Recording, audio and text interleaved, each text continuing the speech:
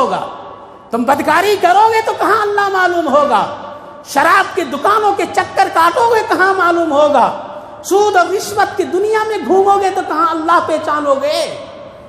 اسی لیے تو آج قنوت نازلہ پڑھی جا رہی ہے، خوب پڑھی جا رہی ہے، خوب پڑھی جا رہی ہے، اس کا کچھ اثر ہو نہیں رہا ہے۔ 27 دن ہو گئے ہیں اور مصیبتیں بڑھتی چلی جا رہی ہے۔ پڑھنے والے پڑھ رہے ہیں، آمین پیچھے کرنے والے کر رہے ہیں، لیکن اثر کیوں؟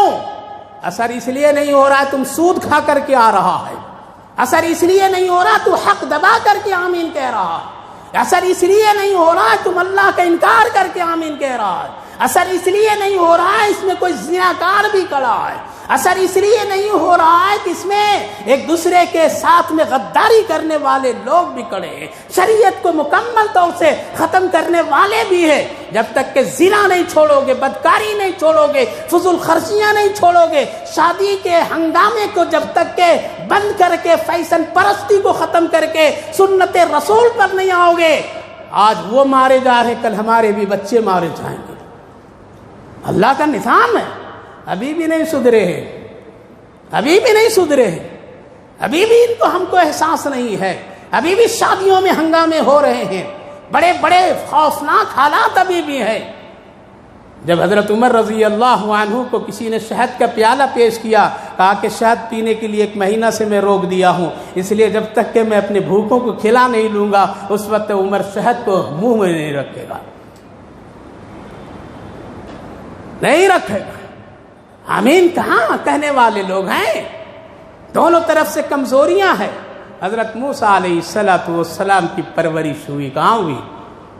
وہاں ہوئی۔ اللہ نے فرمایا رب اشرح لی صدری ویسر لی امری واحلل عقدۃ من لسانی یفقہوا قولی۔ اسی ہتھیلی کے سے خلاصہ یہ ہے میرے بھائیو، بزرگوں، جوانوں، اللہ پر یقین رکھو، اللہ کو بڑا سمجھو، اللہ کو طاقتور سمجھو۔ اللہ رب العالمین کچھ بھی کر سکتے ہیں، اس کے فیصلے پر آمنا و صدقنا۔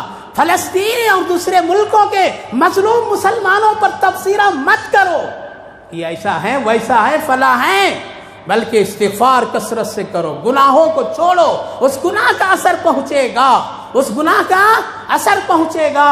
دعاؤں کا اثر جس طرح سے ہے، گناہوں کا بھی اثر ہے، اس لیے کثرت سے استغفار، توبہ، گناہ کو چھوڑ کر کے سدھر جائیے، سنبھل جائیے، آ جائیے اللہ کی طرف، تبھی اسی میں خیر ہے، بھلائی ہے۔ ورنہ یاد رکھیے اللہ کی خوف۔ تو ایک بات بس 1 منٹ میں اور ختم کرتا ہوں۔